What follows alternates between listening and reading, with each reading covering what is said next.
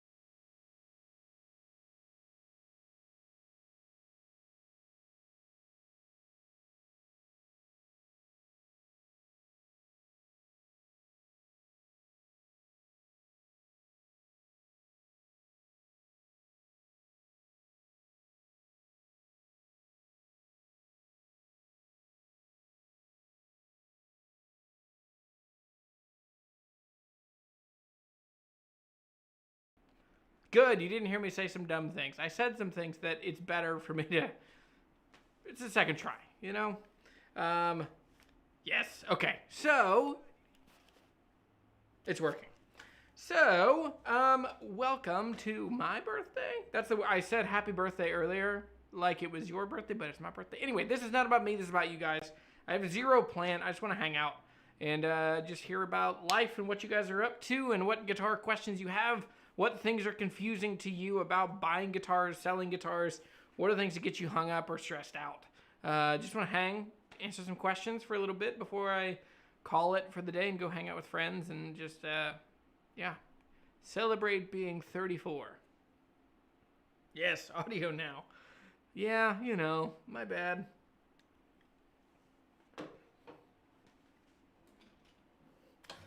I'll play this guitar until I see a question.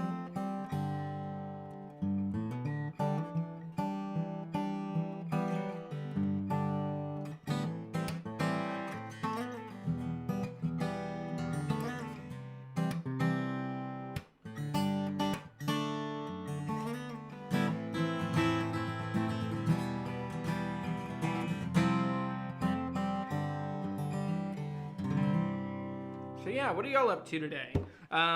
Audio is back up. I have a mic. It's literally right here. Like if I push down on it, you can see it. Oh boy. Now it won't go back up. Anyway, yeah. What are y'all up to? What are your birthday wishes? When is your... No, don't say that. Too personal. Let me turn off this Guitar Hunter logo. So if you're just joining, it's my birthday, and I just wanted to hang out. Answer questions, see what you guys are up to, see if there's anything I can help point you in the right direction for.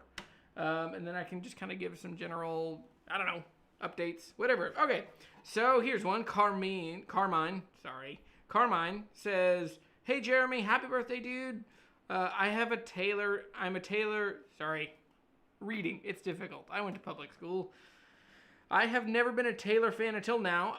I highly recommend the American Dream AD17 Blacktop for around $1,000 used. Great guitar for the money. That is so exciting. I am supposed to get one of those. I think Sweetwater's going to be sending me one of those to check out because I've heard such great things about it and such high praise. I think it's a really cool looking guitar. I'm super curious about it. I think that there's a lot of really good Taylors around $1,000. Yeah, I think that's definitely one of them. I'm also super curious to try more guitars with V-class bracing. So Mike says, are you telling me you're half my age? If you're 68, then yes. But, you know, I got an old soul. I've seen a thing or two. Yeah. So, TSD 12 Miles says, recently got a McPherson Carbon Sable and have an awesome experience with it, and the Ellerbag's Anthem SL. Have you had any luck with Martin's GPC OM bodies with the LR Bag's Anthem SL? There's a lot packed into that. One, McPherson's are awesome guitars. That's a really cool guitar. Those are super popular in the church right now, and like a lot of Christian music. People are playing a ton of those. Those are really cool. McPherson's. That's the first one. Second one is you love the LR Bag's Anthem SL. I do too. I love that pickup system. I think it's really, really, really good. I have a Guild somewhere. I know where it is, right? Oh, there it is. It's over here. And I have a Guild with the, the Anthem. This is the full-blown Anthem. I actually think I prefer the SL because I like the mix that comes in the SL. So basically, if you don't know, like the full Anthem, you can fully move you can change between all mic and all pickup. And then there's also like a frequency thing you can do. And on the Anthem SL, they set that frequency. So you get all the low frequencies from the pickup that the microphone doesn't pick up. And then you get all of the frequencies that the pickup or that the microphone does well. So the SL is really awesome.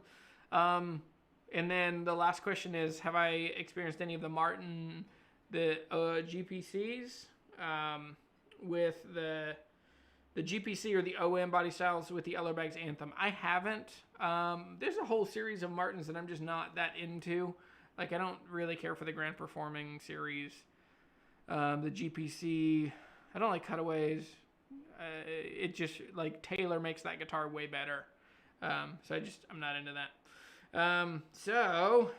Jeff says, as long as you have a guitar, you have a friend. That's true. Keith Bates says, happy birthday. Thanks, man. I don't remember being 34, and I'm 41. Yeah. I don't know. I don't. In many ways, I feel way older. And in a few ways, I feel a lot younger. But I feel like I'm just trying to be where I am. I think 30s are kind of your power decade. Like, you have enough experience. Like, all of a sudden, I realized, like, the other day, I was like, oh, I've been professionally selling guitars for 15 years. That's almost a military career, So anyway. Carmine says, by the way, I love your approach to guitar hunting, how you have built a community around it. Thanks. That's been the goal to, I don't know, because for years I would buy and sell stuff and people wouldn't know, and that's fine. And then I did not do this out of any sort of vanity of like thinking that I'm doing things better than other people or whatever, but I just think most people don't know some things. And so those things have proven to create a meaningful life and a meaningful community. I'm glad that people are into that. So Fret Level Midnights has got these killer adjustable chrome knobs with green luminary numbers for the Godin Session HSS from Japan. Loving them. I can get all crazy with my volume and trim, even in the dark. That's awesome. I do think it's an amazing practice tool to practice playing in the dark. Not always, but sometimes. Especially if you're going to be playing out, like if you're in a band and you've got a show and you're going to be on a stage with lights and all that stuff. If you're somebody that has to see the dots, it's rough. So that's cool. I just love like the iridescent stuff. Like the glow in the dark. There's some still like a little kid in me that loves that.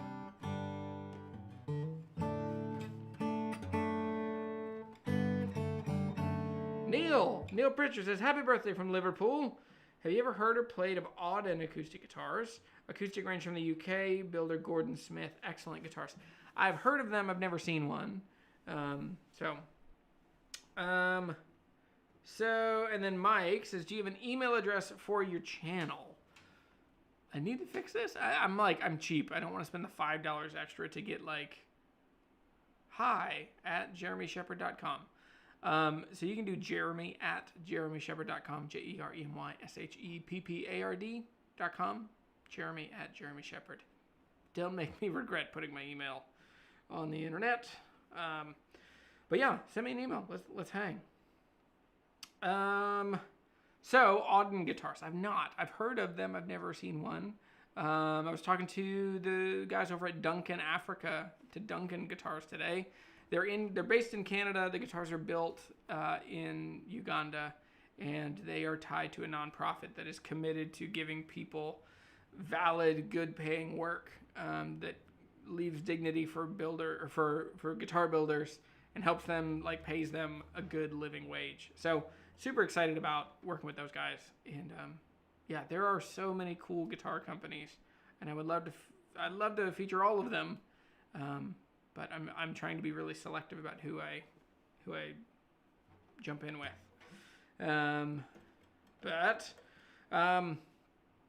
Happy birthday, Kevin says, happy birthday, got my Yamaha by the Hudson River now. Lovely. Oh, that's so good, man. Yamaha on the Hudson. What's that movie, Moscow on the Hudson? Yeah. It's like an old Robin Williams movie. Are you upstate, or are you right in New York?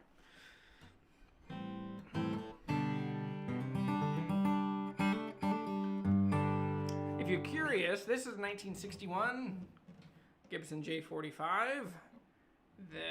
This is the first vintage guitar I ever sold when I was working full-time in a guitar shop.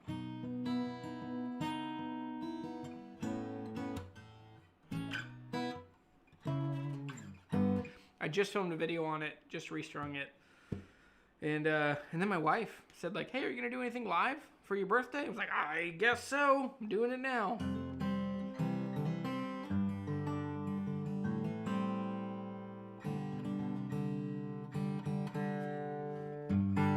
I hope, so this guitar has, and you'll see the video probably next week, but this guitar has, like, swapped knobs, has a crazy neck crack, both sides, front and back. The bridge has been swapped. There's 3 cracks on the top. There's 4 cracks on the back. There's a crack on the side. And somehow, this guitar sounds freaking awesome. It's just, like, loud and punchy and spunky and fun and cool. And I say in the video, and like I said, it'll be out next week, like, if it's just one of these things, I'd probably be like, I'm out. Like, a vintage Gibson with a neck crack, okay, well, maybe I want that. And then you're like, and it's got the bridge swapped, and the bridge was put in the wrong place, so the saddle had to be moved and filled and moved. Like, at some point, it goes from mattering a ton to not mattering at all. Like, if it sounds good, like, I forget, I said something in the video, like, sounding good is more important than issue-free or something. More poetic in the video. More questions. Happy birthday from a bunch of people. Oh, Evan, you asked me this earlier on Instagram. I meant to answer you. I will have a really cool Japanese Strat maybe today. It might be here today. It was coming from Florida. So the question is, what do I think about made in Japan Strats? I think they're good, but the hardware and the hardware and the electronics typically need to be updated. So they're super hot right now, and they're worth it for the quality of the neck and the body and the finish, and like all that stuff is really cool and good quality. But I will say, just an experience from my own owning my pink Paisley, that like where it matters, the hardware, the pickups, that stuff wasn't great quality. So I think they're good. Yeah. So it was, what's your take? Hang on. Yeah, what are your thoughts on Squires from Japan made in the mid-'80s? They're cool. They're good. I've had I don't want to say a bunch. I've had 5 or 6. They're cool. They're shooting up in price. But I mean, it's different strokes for different folks. Because you can get like a 57 or a 62 reissue. You can get some cool colors, some cool features. And if you're willing to put in new pickups and stuff, which you're handy. So yeah, I would snag one and then swap pickups and make it just hot rodded and cool. Okay. Matt Gates says, happy birthday. Have you ever encountered with a J45 tone that have you ever encountered a guitar with a J45 tone that has a thinner neck profile? There are tons of J45s that have a super thin neck profile. Look for a 60s taper. Like, the taper on this J45 from 1961 is tiny. Like, it's very, very thin. There's no way for me to accurately represent this. I don't think it'll focus. It's trying to find my face. we go like that. So it's, yeah. I think you just have to find the right J45. Modern J45s, because most of like the true vintage or the vintage profile ones, they're going for 40, so they're going for the big necks. But in the 60s, they have pretty small necks. So I think if you could find something like, yeah, this one might be for sale if you want a J45 with a small neck profile. Other guitars that are similar to a J45, I think the real trick, I think the biggest thing that makes a J45 that magical thing is the shorter scale length. I think 24 3/4. That little more spongy, bouncy,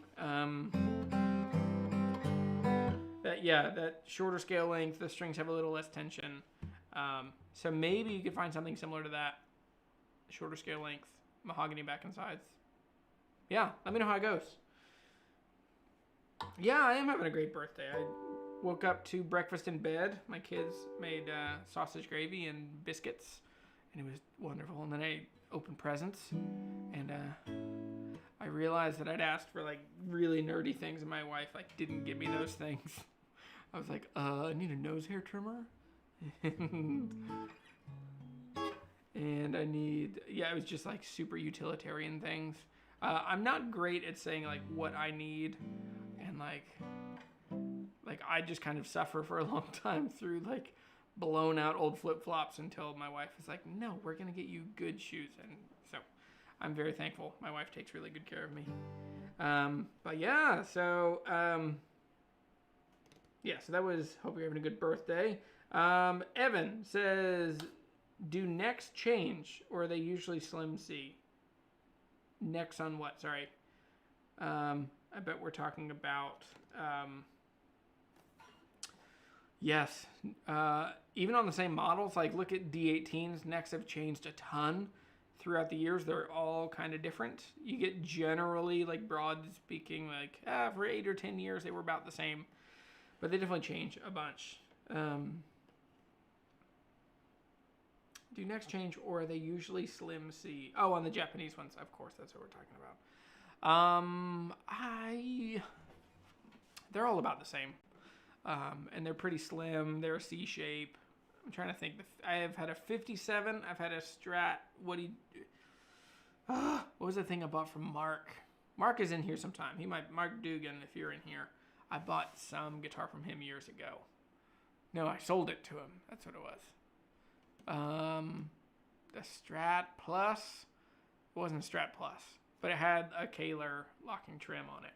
But that one had more of a shallow, shreddy neck. None of them are like big, goofy, actual, traditional, like V-shaped necks. Anyway, Mike Pinion, this one? Is that what you're talking about? How much? It's not quite for sale. The guy who owns it is just asking me for my opinion on it, what I think I should do with it. And so, anyway. Hey, one thing that is super helpful to the YouTube algorithm right now is if you like videos, because viewing is helpful, but if you can hit thumbs up, that would really help. So just, if you could, painless to you, just say, hey, this is good. That'd be a good birthday present to me. And if you're not subscribed, be subscribed. That's an extra birthday present. I appreciate it. Jeff says, I lightly sand the back of most of my guitars. Hate glossy necks. That makes sense. I love glossy necks. So I usually play them until they're polished. It's usually how it goes. Start with satin finish.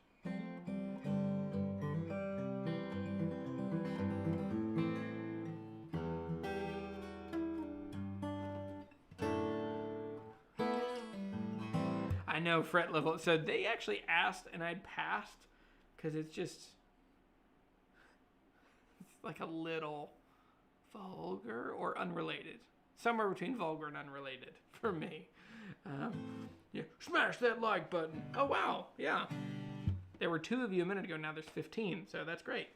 I rarely do all of the like, what's up, YouTube? Smash that button if that's what you're into. 2020 style.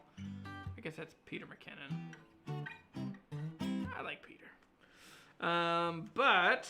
Good. So Rasmus, hey buddy.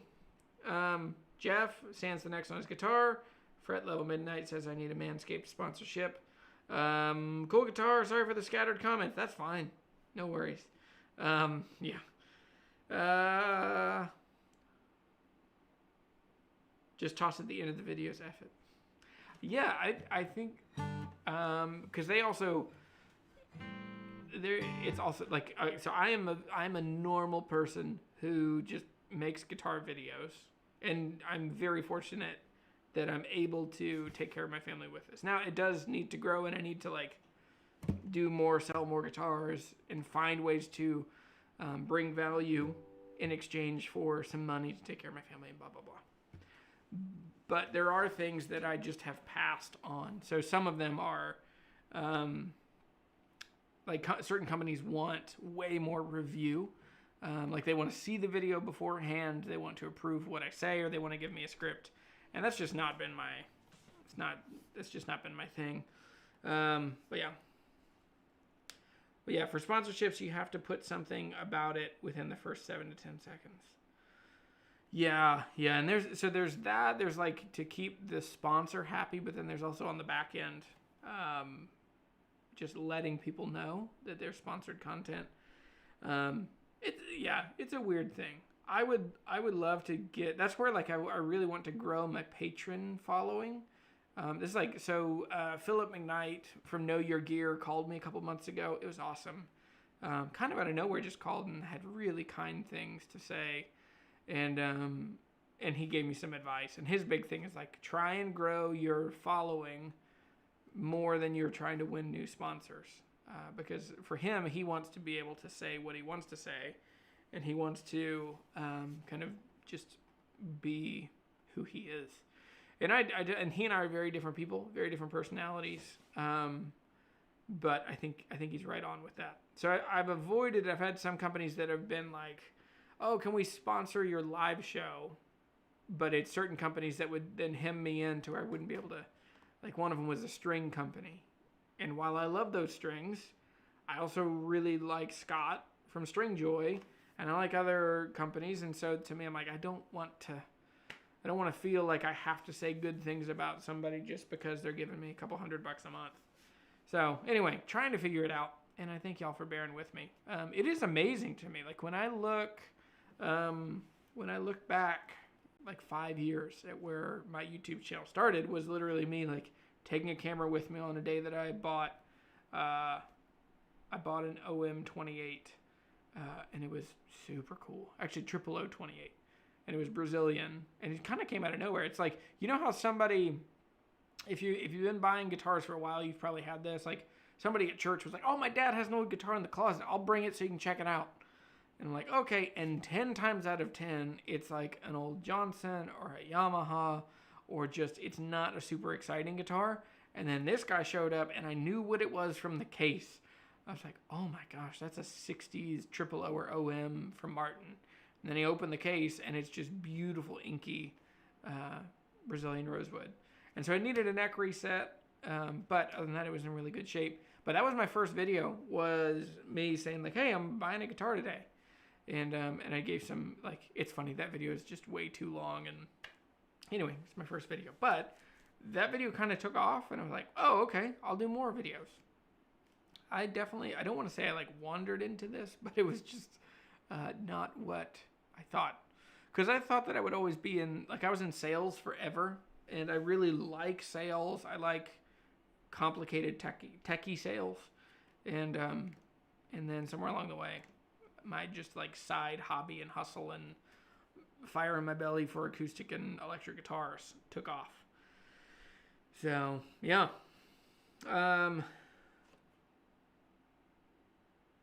Oh, is that private PV2? PV2 Brady Thomas says, you inspired me to start guitar and find old guitars. Now I'm playing a 1980 Honda I fixed up. You made guitar my passion. That's awesome. Man, that makes me feel really good. It's a good birthday present. Happy birthday from Belgium. Hi, thanks for the videos. I have a question. I have a Martin OM21. It was an 18th birthday present from my folks. What would you recommend for my next acoustic? Man, OM21, that's a fun, really cool guitar. I've owned 2 of them, and I really like them. So they're an OM, they're a longer scale length, they're rosewood back and sides. So that guitar is loud, poignant, boomy, articulate, because it also does your 7" and 11/16 or 1 3/4 nut width. Probably inch and, unless you just very recently turned 21 or 18. So it depends. Like, okay, so what does that guitar do that you don't like, and what does it not do that you wish it did? My usual strategy for figuring, like, it's kind of like when you're seasoning food. There's kind of 4 or 5 like exact diagonal opposites that you can, maybe not exact diagonal, but like you can go opposites. And so for me, when I look at, and so it's like sweet, salty, savory, umami, tart, or sour. So you have all these things, and you kind of just like pick the total opposite. So for me, if I had loud, boomy, long scale, smaller body, I might go to the total opposite direction of shorter scale, bigger guitar, more mellow, more boomy. I'd go J45. That could be one direction that you'd go. Because the OM is the long scale that throws it a bit. But yeah, I mean, I think you have such a capable guitar. Or you could go totally out of left field and go electric guitar. If you go an electric guitar, I'd get a Telecaster. Because they're freaking awesome. They're the best. David, thank you. He says happy birthday. Thanks, buddy. And then you also had a question down here, which was any opinion on matchless amps? Seem right up your alley. They are totally up my alley. I really love matchless amps. My friend Bo Ailman, who works at Carter Vintage, he has a 3, maybe 4 now. I've played a couple of his. He has a Laurel Canyon. Like, if I could pick an amp right now, I would go either matchless, a Laurel Canyon, something 6v6, or I would go with a Milkman. I'm super into Fender like spanky sounding clean amps in the last couple of years. It's weird. I've just gone so far from where I started. Like, I started with like shreddy PV Triple X, Mesa Boogie single rack. I just came from like chuggy, heavy, shreddy stuff. And then somewhere like at 20, I just hard left turn, like totally switched into like, I play louder, but I play cleaner. And I let the amp overdrive itself instead of just like tons of gain all the way from the preamp. Still love chugging away. Like I have my PV, you can see it down here. I blasted that thing earlier today with my Tom DeLonge and just played so loud. Evan says, well, hang on. So matchless amps, yeah. Boucher guitars compared to top-of-the-line Yamaha Alvarez Japanese luthiers. They're very different. Boucher guitars are still very North American in their style and in their construction. There is absolutely a place for Alvarez Yari as some of the most prestigious high-end guitars in the world, but they're just a little different. They're very clear and articulate and bright and balanced. They're very like sterile. I don't mean that in any bad way, but it's just a very different kind of guitar than Boucher, which follows much more of like Martin, Gibson, Taylor, Gallagher, Hudson Dalton, Santa Cruz, that vibe of guitar. Collings, which those are going for just a whole different vibe. But with that said, Yamaha and Yari can make incredible guitars. JP Cormier has a lot of really good things to say. I haven't done too much with Yamaha. I would love to know more about their higher end. I had a friend in college who had a Yamaha, was it called the Compass series? His was pretty expensive, like probably $2,500. Pretty cool. Kevin, wait, for fuck's sake, says, happy birthday, Mucker. Many happy returns all the way from Yorkshire. I meant to look it up. I meant to look up a Yorkshire accent and then do it. Maybe I'll do that for the live. No, I'm not going to do that for the live show. Maybe. I don't know. I never thought I was bad at accents, but I'm quite bad at accents. So Anyway, no cover charge says, bought my first D16E. I love it. Sounds awesome plugged in or not. Yes, that's a killer guitar. And they've really pumped up the 16s kind of in similar ways to the rest of those lines, the 18, the 21, 28s. They've like moved to open gear tuners. They've moved to a cooler logo. They've moved to an aged looking top. D16s are killer guitars. That's kind of where I think those are the best. Oh, Evan asked a question up that I skipped, which is, what's the deal with Martin J40s? They're great. They sound like giant dreadnoughts, and they're pretty affordable because most people don't know about them. They're weird. So they're the same as when you see in the Martin world, you see a 4/0, like 0000. So it's the same like dimension on the top of the guitar, but it's instead of being 4 inches, it's like 4, whatever it is, like instead of being a 000 depth, it's a full dreadnought depth. So it's like, they're big guitars. I had a J40 from the 90s. I sold it for $1,600 after shopping it for almost a year. Really cool guitar. So I think you would get a ton out of those. And they're definitely sleepers. Somebody just bought one. Oh, it's Matthias. There's a guy in Stockholm, Sweden. He works for a ministry. It's like God to the Nations, or he works for some ministry. But he had his guitar stolen, and so it was on my YouTube channel a while ago. He sent me a video about it. Anyway. So, okay, what else? Yep. Robin says, thanks for your help, Jeremy. Super interesting. Mine is a 2007 model. Have to find a J45 to try out. Yeah, I think, so yours is probably an inch and 11/16, so the nut is standard. So I would say if you're looking at like the arithmetic of like what's opposite of what you have, so the things that are pointing about yours are scale length and nut width. So if you can find something that's a wider neck and shorter scale, a newer J45, J35, there's a bunch of guitars that would be opposite of that. Yeah. Jesse says, happy birthday. I love your videos. I've been watching you since the beginning. If you were to spend $10,000 or less on a vintage guitar, which model would it be and which year? And what do you think you will appreciate, or what do you think will appreciate the best?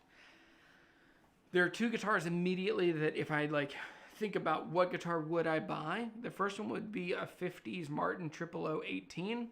I think the future of the guitar market is smaller body guitars.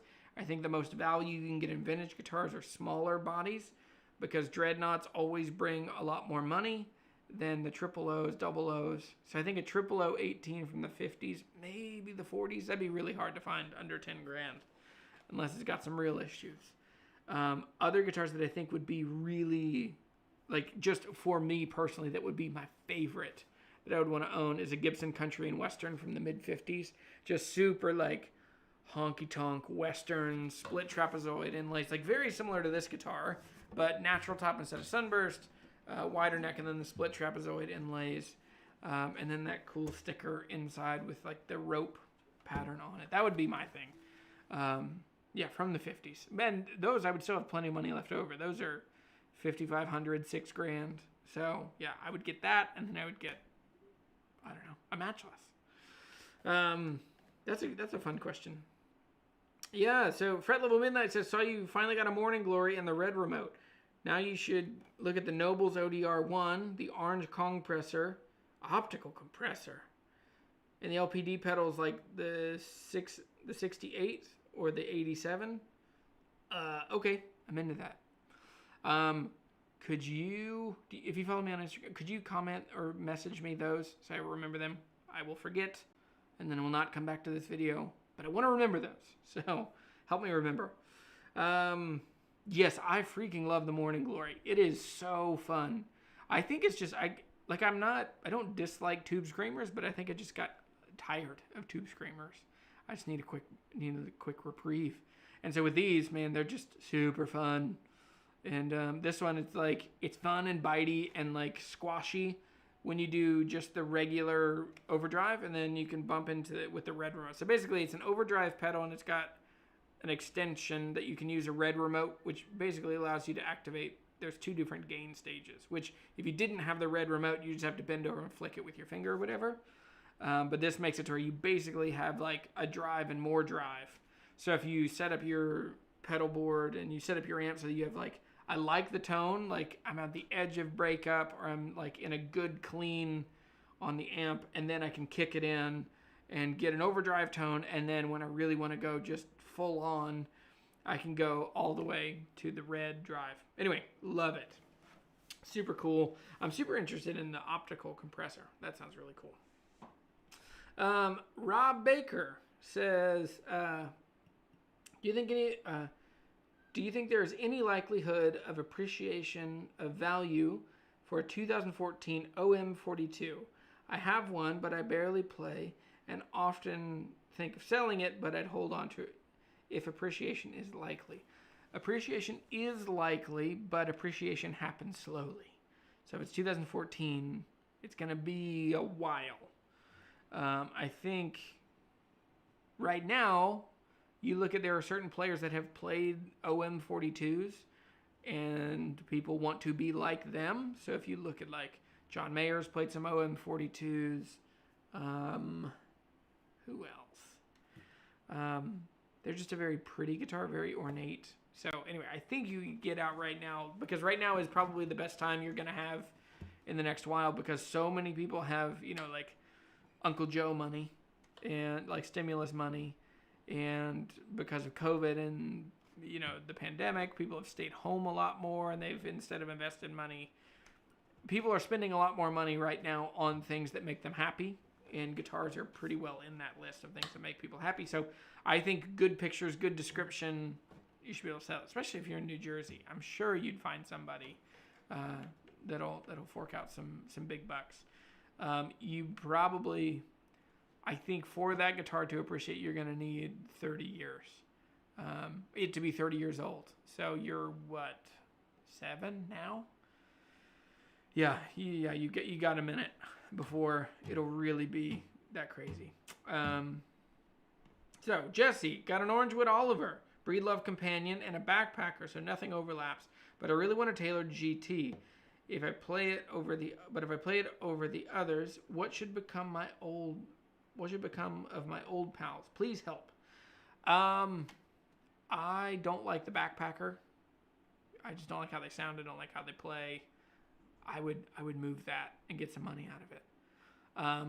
You're very much, and I understand all collections have a theme, but those guitars are very, very, very similar. Are you getting the GT Auditorium, or is it like because if you're looking at because I just played one of the Breedlove Companions, and they're tiny. They are a proper parlor guitar. Parlor guitar, it's one of my pet peeves. Parlor guitars are smaller than a Martin Single O, which is tiny. So if you see a guitar that looks like a kid's guitar, that's a parlor guitar. Like that really tiny size. Yeah. John Yanelli, I think I emailed you back. I'm sorry. I've been meaning to get in touch with you. I'm sorry. But John says, happy birthday, big guy. I just drove through your lovely state last week. The Shenandoah Valley is gorgeous. It is. Dude, it's like full-blown beautiful right now. Like rivers and, also if you catch it on a sunny day. It's been raining every day for a while. I had to bring the dehumidifier out here to the studio because it's just no water in here. But I couldn't get it below like 50%. Or sorry, I couldn't get it below 60 or 70% humidity for a day or two. Like, no way, too much. So I brought that thing, cranked it up overnight, brought it back down into the 40s overnight. And but anyway, Tom says happy birthday. Thanks, man. Yeah, Clapton played an OM42. He's played an OM28 and a triple O28 a lot. But yeah, Daniel Riccabona. Hey man, how are you? Someone just emailed me the other day saying that they loved your playing in that video that we did where we talk about your John Pierce guitar. Fret Level Midnight says, do I consider myself a hick? No. I don't. So my dad's from like Virginia Beach. My mom is from West Virginia. I grew up in the country, but I also grew up with parents that were on a mission. Like, I mean, pretty regularly they would tell us, don't sound like you're from here. And, all of my brothers, we all went to college. Most of us finished college and did some of us have done some grad school.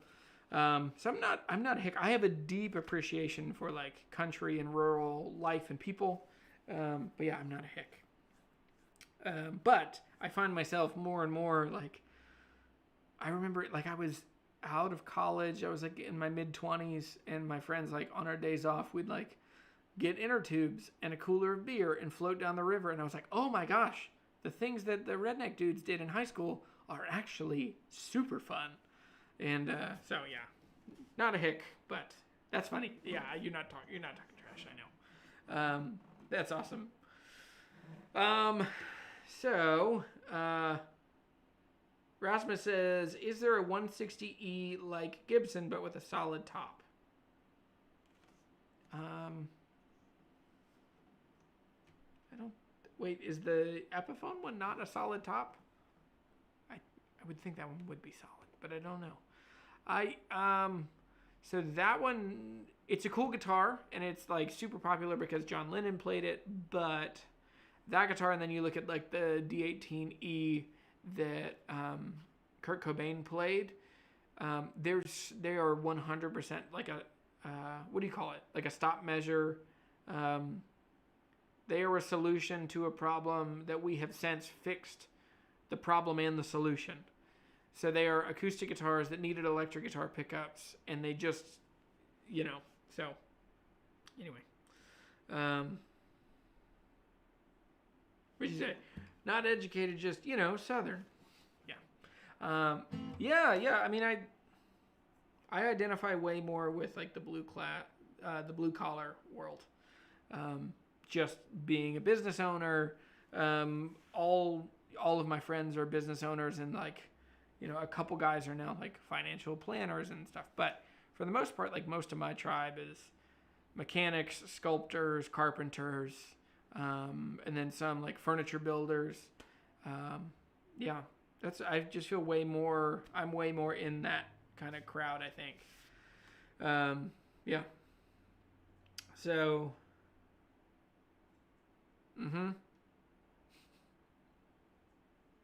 yeah, I'm not too worried about it. Tyler Grooms is in here. Hey, so, okay, well, it's fun seeing everybody. Okay, I think I'm going to wrap it up. I'm going to go hang out with my family and do some birthday stuff. I'm super glad. Thanks for sharing my birthday with me here.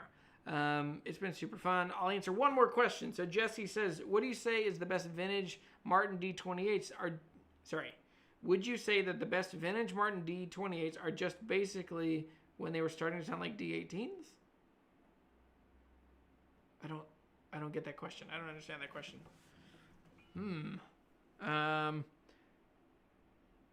It's saying that it's glitchy. I don't know what's happening. Anyway, everything's getting weird. Okay, someone asked me a great question the other day, which is better, modern D28s or 70s D28s, because they seem like they're such a good deal. 70s D28s are great, but they are going to need some money and some service and some work. So I think they're going to need a neck reset. They might need a new bridge plate. Those are not expensive. Those are not cheap things to fix.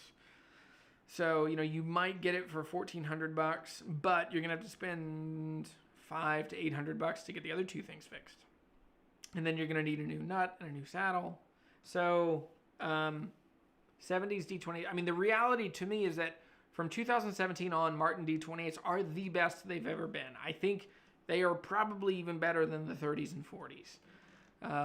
Modern D28s, like, they're just in full blown, like, they are having a moment. And so I think if you can, you should scoop one up. I got one a couple years ago, and what is starting to happen to me, I mean, it's always happened to some extent. I always buy guitars and I love them and I want to hang on to them, and then someone plays them when we're hanging out and they're like, oh my gosh, this is the coolest guitar I've ever played. And then they ask, hey, can I take that? Can I buy this from you? So anyway, same thing is now happening on a larger scale with YouTube. I had a 2007 D28 that was wonderful, and I got it for $1,800, which I was in it great. And it basically, somebody in the Philippines was like, I want one. I can't find one around here. I'll pay you whatever number you want. Could you ship it to my friend in Colorado? He's about to fly to me in the Philippines. And so I did, and I missed that guitar a ton. I wish I would have held on to it. But anyway, so, yeah. So, what else is going on? Okay. There's happy birthday from Texas. Happy birthday, bud. Yes. Thank you. Happy birthday, bud. Happy birthday from California. Wish you the best to you and your family. And then Mojo67 says, saw your D28 VS. When will you review it, or did I miss something? It's, I'm working on a video now. I'm going to do a proper video on the story of how I got it and just about that guitar. So it's actually a D18. It's mahogany backs and sides. It's a D18 VS. It's very cool, and it is for sale. So I'll do a video on that soon. I've just been, catching up with all the details. There's a big wake that's been following behind me and trying to build out the studio. And there's tons of exciting stuff to come about the studio. So I'll do a full live show on Friday. If you have any questions or things you want me to cover, feel free. Always let me know at Jeremy the Guitar Hunter on Instagram. You can also find me on Facebook. You can find me on Twitter. I never use Twitter. Don't go to Twitter. Anyway. All right. Super fun. Thanks for hanging out. Hit the like button down below. That's one of the most helpful ways right now that YouTube will show my videos to more people and help get more people into the Guitar Hunter community. So thanks for watching. Thanks for your support. Thanks for your friendship and your kindness. It's a good birthday. So thanks, guys. See you later.